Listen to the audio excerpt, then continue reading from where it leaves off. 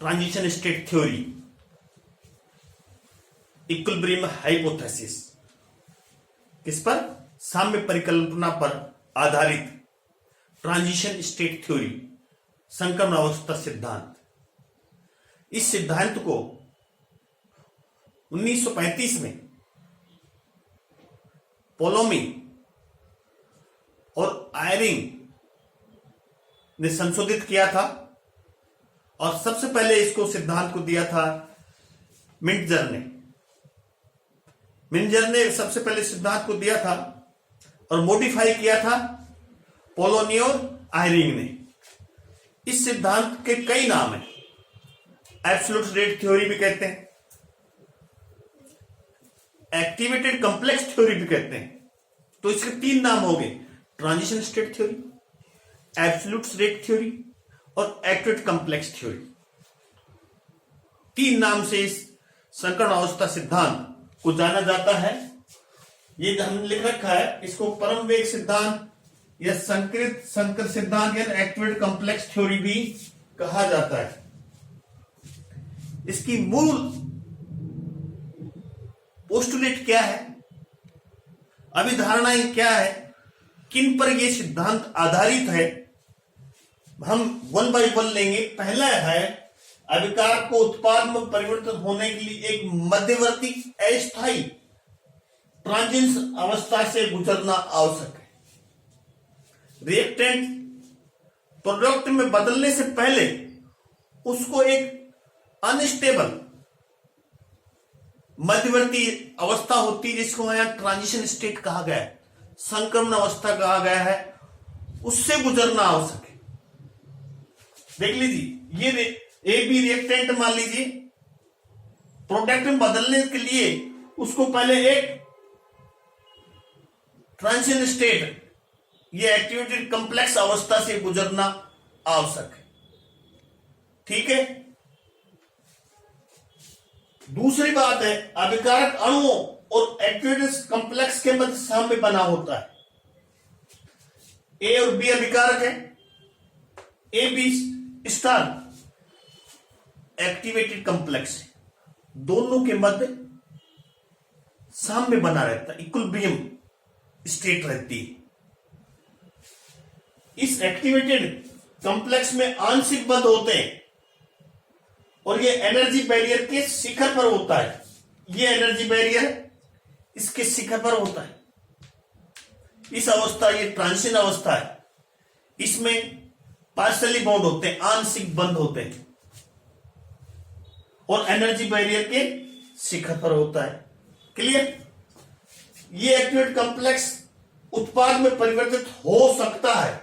ये activated complex उत्पाद में परिवर्तित हो सकता है और नहीं भी हो सकता यदि परिस्थिति अनुकूल है। यदि एक्टिवेशन एनर्जी ज्यादा है तो उत्पाद में परिवर्तित हो जाएगा। एक्टिव एनर्जी जो ये एक्टिवेशन एनर्जी, इसको क्या कहते हैं? यहां ये एनर्जी एक्टिवेशन एनर्जी, यदि एक्टिवेशन एनर्जी इससे ज्यादा है तो जो ट्रांजिशन स्टेट है, जो एक्टिवेटेड कॉम्प्लेक्स है, वो प्रोडक्ट में चेंज हो जाएगा। क्लियर?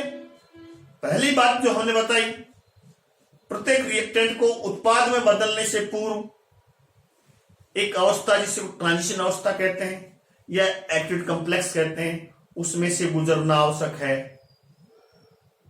दूसरी बात, रिएक्टेंट्स और ट्रांजिशन अवस्था या एक्टिवेटेड कॉम्प्लेक्स से मध्य साम्य बना रहता है। और तीसरी बात, जो एक्टिवेटेड कॉम्प्लेक्स बनना, वो उत्पाद में बदल जाता है, बदल सकता है यदि परिस्थितियां अनुकूल हो, उसके पास पर्याप्त एक्टिवेशन एनर्जी हो तो।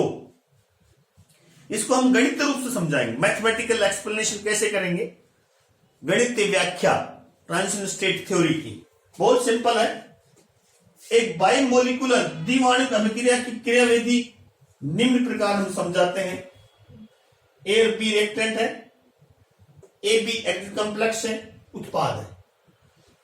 यह अभिक्रिया है बाइमोलिकुलर द्विआण्विक अभिक्रिया। इस अभिक्रिया का वेग किस पर निर्भर करता है? एक्टिव कॉम्प्लेक्स की सांद्रता और उसके विघटन की आवर्त, फ्रीक्वेंसी। एक्टिव कॉम्प्लेक्स ये बना, इसकी सांद्रता कंसंट्रेशन पर निर्भर करता है अभिक्रिया वेग, और इसके उत्पाद में बदलने की फ्रीक्वेंसी, इसके विघटन की आवर्ती, इसके डीकंपोजिशन की आवर्ती, इन दो बातों पर निर्भर करता है। एक बात ये और दूसरी बात ये, इसके विघटन की आवर्ती पर निर्भर करता है कौन?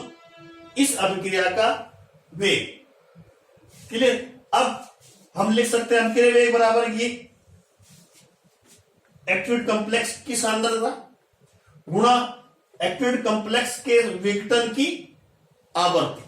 दो चीज ज्ञात करनी है, एक एक्टिवेट कॉम्प्लेक्स की सांद्रता उसको ज्ञात करना है, दूसरा उसके विघटन की आवर्ती वो ज्ञात करना है। तो हमें अभिक्रिया वेग का पता लग जाएगा। कैसे ज्ञात करते हैं? एक्टिवेट कॉम्प्लेक्स की सांद्रता को निम्न प्रकार से ज्ञात करते हैं।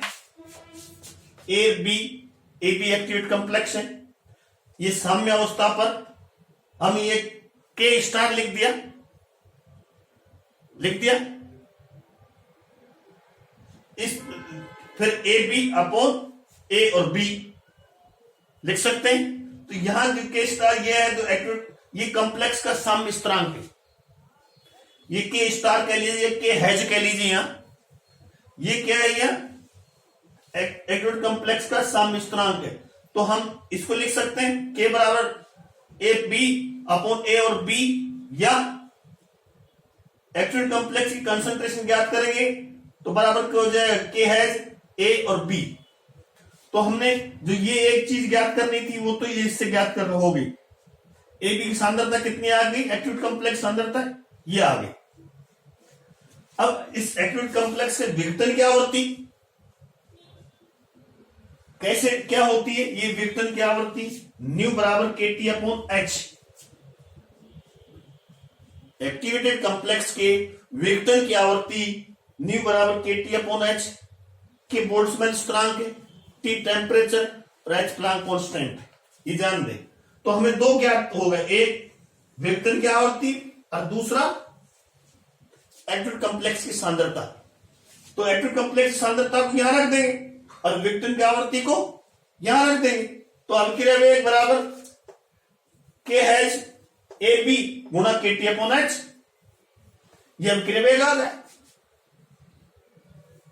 अब एक सामान्य अभिक्रिया वेग यदि निकालें, सामान्य अभिक्रिया वेग मान लीजिए अभिक्रिया ए और बी है, ये ए बी हैज, इसका वेग कैसे लिखेंगे? dx अपॉन dt बराबर के ए और बी।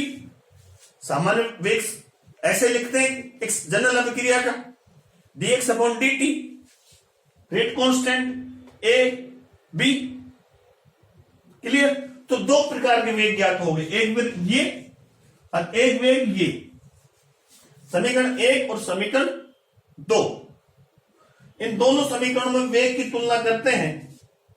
तो हमने एक ये लिख दिया के ए बी, के हैज ए बी गुणा के टी अपॉन एच। ए से ए कट जाएगा और बी से बी कट जाएगा। ओके, क्या बचा? के बराबर के हैज के टी अपॉन एच। यही एब्सोल्यूट स्टेट थ्योरी, ये ट्रांजिशन स्टेट थ्योरी की मूल समीकरण, यही फंडामेंटल इक्वेशन, यही ट्रांजिशन स्टेट थ्योरी का मूल समीकरण। क्लियर? के बराबर के हैज के टी अपॉन एच, ये था ट्रांजिशन स्टेट थ्योरी, परम वेग सिद्धांत, ये एक्टिव कॉम्प्लेक्स थ्योरी, ये उसकी मूल समीकरण निकाली गई हमने। परीक्षा में यहीं तक पूछा जाता है स्टूडेंट से ज्यादातर। बिल्कुल सिंपल है। ये आधारित किस पर है? एक्टिव कॉम्प्लेक्स पर आधारित। और एक्टिव कॉम्प्लेक्स की सांद्रता कितनी है, उसके विघटन की आवृत्ति कितनी है, इससे हमने वेग ज्ञात कर लिया।